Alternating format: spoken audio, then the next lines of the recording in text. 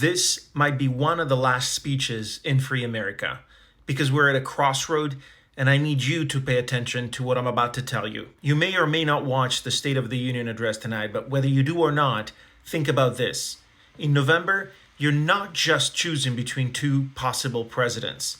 You're choosing between progress and regression. This isn't simply about whether tweets should be mean or not. It's about the survival of democracy. It's not just about Donald Trump finding a new offensive nickname for the governor of California, and it's not about Trump calling Nikki Haley bird brain. It's what this state of mind implies and what actions might follow that sentiment. It's about a reproductive health care that has been under attack in the last 3 years, more than it has been in the previous 50, and how the current administration is fighting for the right of every woman in America versus a possible Trump administration who has boasted his role in overturning Roe v. Wade. A decision that has created an untold amount of suffering and grief for tens of thousands of American women. It's about protecting the most vulnerable in our society, people like those who are homeless, and how the very same issue is addressed by the current administration who wants to house them and help them versus a possible Trump administration who wants to arrest them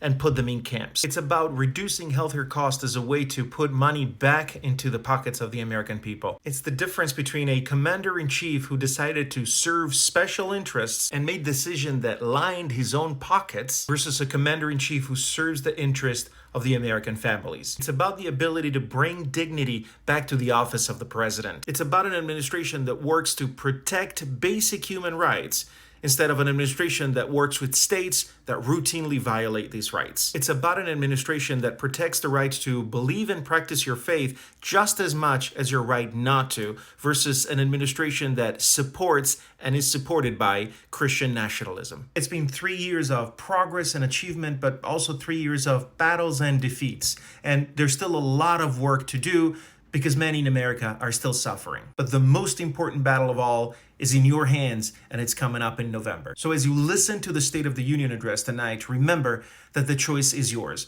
We can continue moving forward, or we can choose and vote for the path that will drag us back. The choice is in your hands.